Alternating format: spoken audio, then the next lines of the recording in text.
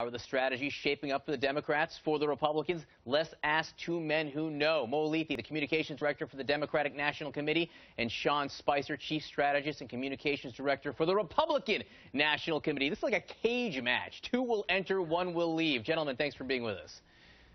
Morning. Good morning, John. So we've had two campaign rollouts this week that conventional wisdom says have both been pretty good. I'm hoping you can disabuse the world of this notion that they've gone well. Mo, let me start with you. Marco Rubio, senator from Florida, last night giving a compelling speech about his compelling personal history. He is the son of immigrants. He talked about being the candidate of tomorrow, just 43 years old.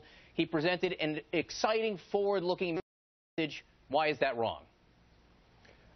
Look, Marco Rubio is a great speaker. He knows how to give a great speech, and it was a well-orchestrated event. The problem is with the message, he's trying to portray himself as a new leader with new ideas, the candidate of the future. But if you listen to his speech and break it down, everything he talks about is from the past. It's the same old failed economic policies where he's given breaks to the rich and to the big corporations on the back of the middle class, where he's taking away women's health care decisions, where issue after issue, it's a throwback to the broken down policies that people keep rejecting. So I'm still waiting for him to show us any indication that he's any kind of new visionary leader. Sean, have at him. Well, I think Hillary Clinton's rollout this week was the wag the dog of political announcements. It was great stagecraft, but there really wasn't a ton of substance behind it.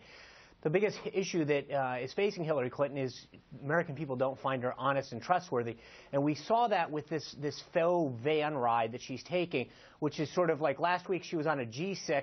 This week she's in a six-cylinder van and thinks that people are going to forget that she hasn't been in touch with the average person in some time, out there giving $200,000 speeches, having one set of rules for her and another for everyone else. I think the idea that you're getting in a van and going across the country is great. And again, as far as the rollout itself, you know, it's the same thing as she did when she ran for the Senate in 2000, down to literally calling it the Scooby-Doo van. So there's the theater piece of it and the Hollywood production piece of it, but the substance piece of it she just lacks. The reason that they rolled out the way they did is that they have a huge problem connecting with average, everyday working Americans. Mo, what do you make of that? How can Hillary Clinton say she's the right candidate for 2016 when she has been at this for so long? Look, I think the past couple of days, and frankly the past couple of weeks, have been very telling about the way I think both parties and candidates on both sides. And look, I fully expect that Hillary Clinton will have a primary opponent and that there will be a competitive Democratic primary. Sean, you can't see. I don't know if you can see Sean. Sean is scoffing at you right now. He is laughing I'm more openly. Laughing. You are. It's not the first time at the notion that there will be a competitive primary. Yeah, it's not the first time Sean has ever laughed at me, and I'm happy I can amuse him. But I do think that is true. I do think there are going to be multiple candidates on both sides. But here's what I find really interesting. If you look at the past couple of weeks, the past couple of days, the Republican candidates and prospective candidates, all they are talking about is Hillary Clinton. If you listen to Secretary Clinton and you listen to the other potential Democratic candidates, they're out there talking about everyday Americans and talking about how to move the needle forward to help make sure that more people can work their way into the middle class, and once they get to the middle class, that they can thrive. That's the difference. They're talking about her. She and the rest of the Democrats are talking about everyday Americans. Sean, he's got a point right there. That's a big difference. Senator Marco Rubio, barely a candidate in the Republican primary, and he spends a big chunk of his speech talking about someone who's not even the Democratic nominee. Why focus on Hillary Clinton? Why not focus on what he's going to do? Okay, well, let's be real. I mean, if I know that they put out a statement praising Link Chafee as a potential primary challenger to Hillary Clinton, but if that's who they believe is going to have a competitive primary, that speaks volumes as to how weak Hillary Clinton really is. But let's get back to it. Yes, we've had tens of thousands of people go to stophillary.gop and sign the petition, which is great. But the other hand, when you listen to whether it's Ted Cruz, Marco Rubio, Rand Paul, or some of the others that are potential, they are talking about the future. They are talking about the vision for America.